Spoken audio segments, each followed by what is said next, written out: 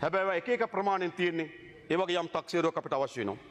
ඒ නිසා ඒකකයකට උපරිම ලක්ෂ 50 දක්වා හානිපූර්ණ දීමනාවක් දෙන්න අපි කටයුතු කරනවා. ලක්ෂ 50 දක්වා. පදා බලපෑම හේතුවෙන් පූර්ණ වශයෙන් හානි සිදු වී ඇති පදිංචි වීමට නොහැකි නිවාස සඳහා නව නිවසක් ඉදිකර ගැනීමට ලබා දෙනු ලබන දීමනාව. නාය ගිහිලා තියෙනවා ගෙදරනේ. ගම් වතුරට ගේත් ගලාගෙන ගිහිලා තියෙනවා. සාමාන්‍යයෙන් ඉස්සර දුන්නේ කොච්චරද? සාමාන්‍යයෙන් ඉස්සර දුන්නේ ලක්ෂ 12යි. එහෙම නැත්නම් 16යි. අපි මේ සැරේට පමණ පසු ආවොත් ආයෙ බලමු.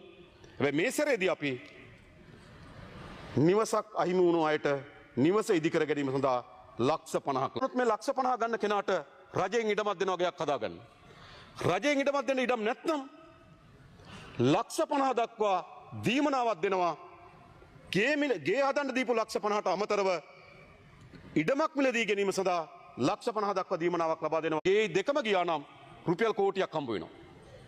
එක්ක ලක්ෂ 50යි ඉඩම මිලදී ගන්න ලක්ෂ 50යි එක්ක ලක්ෂ 50යි ආණ්ඩුවෙන් ඉඩමයි. ඇයි මේ ජනතාවගේ ජීවිත අපි සුරක්ෂිත කරන්න ඕන. අපි හැමදෙනාම එකතු වෙලා මේ ජනතාව බලා ගන්න ඕනකම තිබෙනවා. ඊළඟ ආපද